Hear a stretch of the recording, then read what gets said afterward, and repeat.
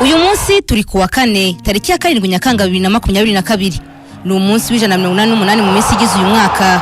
Harabura iminsi 177 uyu mwaka urangire. Uyu wa kane ni wa 27 kwa 2022 yatangira. Turi mu cyumweru cya 28 mu byumweru bizaranga uyu mwaka wa 2022. Uyu munsi ni umunsi mpuzamahanga wa shokora. Tukugezaho ibyabaye ku itariki nk'iyi mu isi ya siporo, tukakugezaho namwe mu sportifu bavuze kuri itariki. Abavutse uyu munsi reka tubahere kuri Alberto Aquilani. Yavutse ku itariki nk'iyi mwaka w'1984. Uyu munsi afite isabukuru y'imyaka 37. Uyu ni umutaliyani wahoze akina mu kibuga hagati mu makipe nka AS Roma yatangiriyemo umupira w'amaguru. Yakinnye muri Triestina, Liverpool, Juventus, Milan AC, Fiorentina, Sporting CP, Pescara, Sassuolo ndetse na Las Palmas. Yatwaranye na AS Roma Coppa Italia ebyiri n'igikombe kiruta ibindi mu Butaliyani. Yinjiye mu ikipe y'igihugu y'Ubutaliyani mu gushyingo 2006 mu mukino banganyijemo na Turkiya igitego kimwe kuri kimwe. Yakiniye kandi ikipe y'igihugu imikino 38 itsindira ibitego 5. Undi wavutse ku itariki nk'iyi ni Moussa Diaby. Yavutse mu mwaka w'1999. Uyu munsi yujuje isabukuru y'imyaka 23. Uyu ni rutahizamu w'Umufaransa ukinira Bayern Leverkusen yo mu Budage. Uyu yazamukiye muri Paris Saint-Germain atizwa muri Crotone, hanyuma agurishwa muri Bayern Leverkusen mu mwaka wa 2019. Akaba amaze kuyikinira imikino 92 n'ibitego 22 amaze kuyitsindira. Uyu musore amaze gukinira amakipe yose y'abato y'Ubufaransa, naho ikipe nkuru yo amaze kuyikinira imikino 8 gusa. Hari kandi n'abitabye Imana ku itariki nk'iyi barimo Alfredo Di Stefano. Yitabye Imana ku itariki nk'iyi mwaka wa 2014.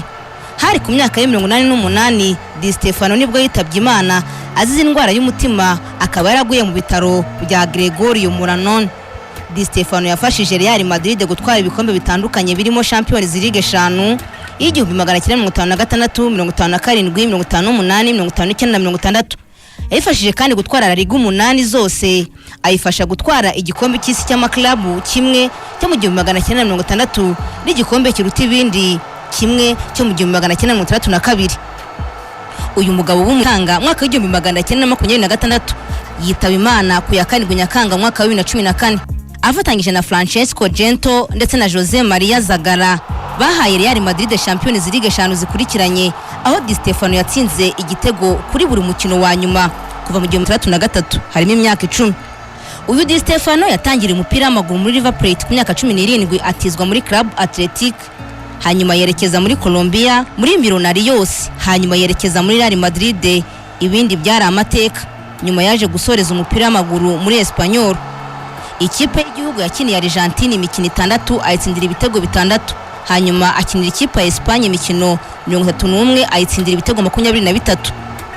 Reka nkubwira gato no kubiye by'ingenzi byaranze tariki nk'iyi mu mateka y'imikino itandukanye ku isi. Ibyo tubihere mwaka w'1974 ku itariki nk'iyi ya 7 Nyakanga bwa mbere mu mateka ku mukino wa nyuma y'igikombe cy'isi hatanzwe penalty.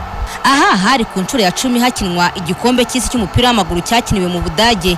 Hanyuma umukino wa nyuma wahuje Ubuholandi bwari buyobowe na Johan Cruyff ndetse n'Ubudage bw'uburengerazuba bwari buyobowe na Franz Beckenbauer. Hari imbere y'abafana ibihumbi 75,200 bari kuri Stade Olympique y'i Berlin. Ntibatinze kubona ko bitari buze koroha kuko ku munota wa 2 gusa Johan Cruyff yafashe umupira cenga ubwugarizi bw'Abadage niko kumutegera mu ruga rw'amahina. Umusifuzi w'Umwongereza Jack Taylor atanga penalty ya mbere ku mukino wa nyuma mu mateka y'igikombe cy'isi. Penalty yinjijwe neza na Yohani Nisekenski. Ubudage buyobora umukino ku gitego kimwe ku busa. Nyuma y'iminota 23 Ben Horizeben yakorewe ikosa mu ruga rw'amahina rw'Ubuholandi. Ubudage nabwo bubona penalty yatewe neza na Paul Breiten bibi igitego kimwe kuri kimwe.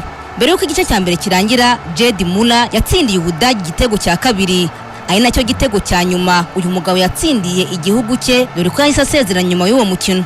Bajya kuruhuka Ubudage bw'uburengerazuba buyoboye ku bitego 2-1. Igice cya kabiri cyananzwe no kugarira neza ku ruhande rw'Ubudage, cyane ko ingufu z'ubusatirizi bw'Abaholandi bwasaga nkaho bwacitse intege nyuma y'ikarita y'umuhondo yahawe Johan Cruyff kubera gutongana n'umusifuzi. Igice cya mbere kirangira ku minota 45 Jed Müller atsinze igitego cya gatatu, ariko umusifuzi wo ku ruhande avuga ko habayeho kurarira. Umukino urangira Ubudage butsinze ibitego 2-1. Icyo gihe Ubudage bwatwaye iki gikombe cy'isi cy'1974 nyuma yo gutwara icy'uburayi cy'1972, akaba ari nayo kipe yabikoze bwa mbere, bikaba byaraje no kongera gukorwa na Espagne muri 2008 na 2010. Gusa Ubufaransa bwo bwatwaye ibi bikombe mu myaka ikurikirana, gusa bwo bwabanje igikombe cy'isi cy'1998, icy'uburayi bagitwara mu mwaka wa 2000. Ku itariki nk'iyi mwaka wa 1992, nyuma yo kumara imyaka 20 idakina, Afurika y'Epfo yatsinze Cameroon igitego kimwe ku busa. Hari kuri stade ya Kings Park mu mujyi wa Durban, Afurika y'Epfo yatsinze Cameroon igitego kimwe ku busa, akaba ariwo mukino Afurika y'Epfo yari ikinnye nyuma y'imyaka 20 yarahagaritswe na FIFA kubera ivangura ryakorerwaga abirabura muri Afurika y'Epfo, apartheid. Naho mu mwaka wa 2003 ku itariki nk'iyi bwa mbere mu mateka ya Tour de France, umwenda w'umuhondo n'uw'icyatsi wari ufitwe n'abanya Australia.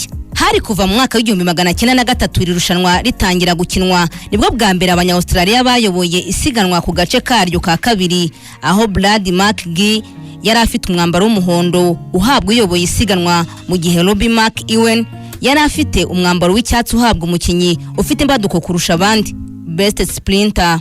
Mu mwaka wa 2013 ku itariki nk'iyi, nyuma y'imyaka 77 nta mwongereza utwara Wimbledon, Andy Murray yarayitwaye atsinze Djokovic. 2016 ku itariki nk'iyi, ikipe ya Muhanga FC yatsinze Rayon Sport igitego kimwe ku busa.